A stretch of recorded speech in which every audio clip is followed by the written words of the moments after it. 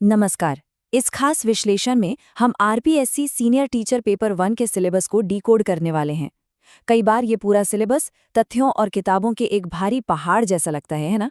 लेकिन इसे ऐसे देखने के बजाय अगर हम इसे एक रणनीतिक रोड मैप की तरह देखें तो चीजें काफी आसान हो जाती हैं। इसमें अलग अलग स्तर हैं जिन्हें पार करके ही लक्ष्य तक पहुंचा जा सकता है। तो सफलता के सफर के 4 अहम पड़ाव हैं। पहला, परीक्षा की रूपरेखा यानी एग्जामिनेशन ब्लूप्रिंट। दूसरा, राजस्थान का संपूर्ण ज्ञान। तीसरा, भारत और दुनिया का संदर्भ। और आखिर में शिक्षा मनोविज्ञान। आइए सबसे पहले इस गेम के नियमों यानी एग्जामिनेशन ब्लूप्रिंट को समझते हैं। कुल मिलाकर ये पेपर 200 अंकों का होगा। सामने होंगे पूरे 100 बहुविकल्पीय प्रश्न और वक्त मिलेगा ठीक 2 घंटे यानी सिर्फ 120 मिनट। यहाँ टाइम मैनेजमेंट ही असली सिकंदर बनाता है। अब सबसे बड़ा ट्विस्ट, यहाँ सिर्फ तुक्के मारने से काम नहीं चलेगा, क्योंकि नेगेटिव मार्किंग का कड़ा नियम लागू है। हर गलत जवाब पर सीधे 1/3 यानी 1/3 अंक कट जाएंगे। इसलिए एक्यूरेसी यहाँ लाइफलाइन की तरह काम करेगी। चलिए अब सिलेबस के सबसे बड़े और महत्वपूर्ण हिस्से की तरफ बढ़ते हैं, हमारा अपना राजस्थान। राजस्थान के भूगोल की बात करें तो ये सिर्फ रटने वाली चीज नहीं है। राज्य की भौतिक विशेषताएं, वहाँ की जलवायु, खेतीबाड़ी से लेकर डेयरी और पशुधन तक सब कुछ जानना होगा। इसके अलावा जनसंख्या का वितरण, जनजातियां और कौन से प्रमुख उद्योग या टूरिस्ट स्पॉट कहाँ हैं, ये जानकारी उंगलियों पर होनी चाहिए। इतिहास के पन्ने पलटे तो शुरुआत काफी पीछे से होती है।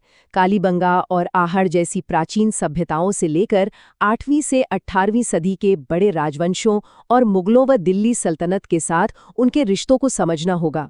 फिर बात आती है 1857 की महान क्रांति की, प्रजामंडल आंदोलनों की और आखिर में राजस्थान के एकीकरण की। ये पूरी एक टाइमलाइन है जिसे दिमाग में सेट करना बहुत जरूरी है। और हाँ, कल्चर के बिना तो राजस्थान की बात हो ही नहीं सकती। लोक देवता, देवियां, संत और यहाँ की बेजोड़ वास्तुकला जैसे मंदिर, किले और महल, इनका गहरा ज्ञान होना ही चाहिए।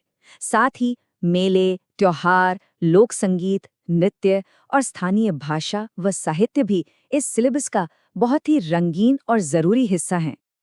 अब आते हैं प्रशासन और करंट अफेयर्स पर।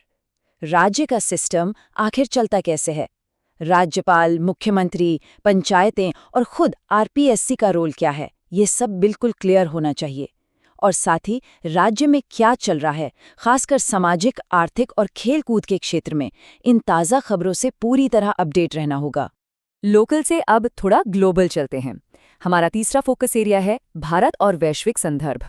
दुनिया के नक्शे पर महाद्वीप, महासागर और ग्लोबल विंड सिस्टम कैसे काम करते हैं, ये जानना होगा।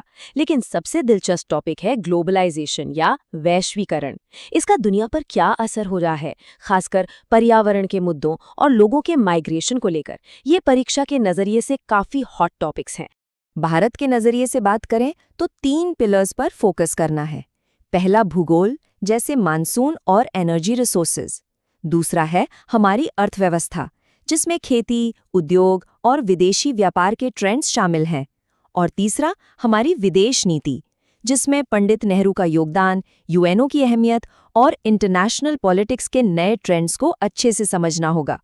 भारतीय संवैधानिक इतिहास पर भी अच्छी खासी पकड़ चाहिए। ये कहानी शुरू होती है 1919 और 1935 के भारत सरकार अधिनियमों से और फिर 1940 के दशक के उस दौर तक जाती है जब हमारा संविधान बन रहा था। इसमें डॉक्टर बी.आर. अम्बेडकर की जो ऐतिहासिक भूमिका रही है, उसका अध्ययन करना बेहद महत्वपूर्ण है। पॉलिटी वाले हिस्से में वही हमारे जाने पहचाने लेकिन बेहद अहम विषय हैं: मौलिक अधिकार, कर्तव्य और नीति निर्देशक तत्व। इसके साथ ही राष्ट्रपति और प्रधानमंत्री के पद और हमारे देश में राजनीतिक दल और दबाव समूह यानी प्रेशर ग्रुप्स कैसे काम करते हैं, ये पूरा डेमोक्रेटिक स्ट्रक्चर दिमाग में एकदम साफ होना चाहिए।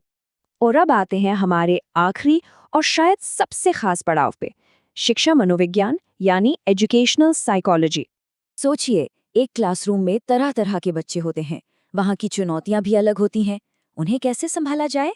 ये सेक्शन सिर्फ किताबी ज्ञान के लिए नहीं है, बल्कि एक टीचर को क्लासरूम की असल जिंदगी के लिए तैयार करने का मनोवैज्ञानिक टूल किट है। इस मनोविज्ञान के सिलेबस को मुख्य रूप से 5 बड़े हिस्सों में बांटा गया है। सीखने वाले का विकास कैसे होता है, लर्निंग की अलग-अलग थ्योरीज क्या हैं, इंसान की पर्सनैलिटी, उसकी इंटेलिजेंस और क्रिएटिविटी कैसे काम करती है, और सबसे बढ़कर मोटिवेशन यानी प्रेरणा कैसे दी जाए। एक बेहतरीन टीचर बनने के लिए इन पर महारत हासिल करना जरूरी है। हर बच्चा अपने आप में यूनिक है और यही इंडिविजुअल डिफरेंसेस का टॉपिक सिखाता है। कोई बच्चा बहुत टैलेंटेड है तो कोई थोड़ा धीमे सीखता है, कुछ बच्चे गलत रास्ते पर भी चले जाते हैं। ऐसे में हर तरह के बच्चे को कैसे सपोर्ट करना है, उनके अंदर कॉन्फिडेंस और सोशल स्किल्स कैसे डेवलप करने हैं, ये एक टीचर की सबसे बड़ी जिम्मेदारी है। कुल मिला के देखा जाए तो इस पूरे सिलेबस का एक ही अल्टीमेट गोल है, वो ये कि सिर्फ तथ्यों को रटने वाले लोग न मिले, बल्कि ऐसे शानदार सीनियर टीचर्स तैयार हों जो साइकोलॉजिकली अवेयर हों, जो सिर्फ जानकारी न दें बल्कि बच्चों का भविष्य घड़े। तो खेल के नियम साफ हैं और पूरा रणनीतिक रोड मैप हमारे सामने है। अब सवाल ये उठता है कि तैयारी के इस सफर में किस हिस्से पर सबसे पहले और सबसे ज्यादा ध्यान देने की जरूरत होगी। अपनी खूबियों और कमियों को पहचानने का और एक फोकस्ड तैयारी शुरू करने का यही बिल्कुल सही वक्त है।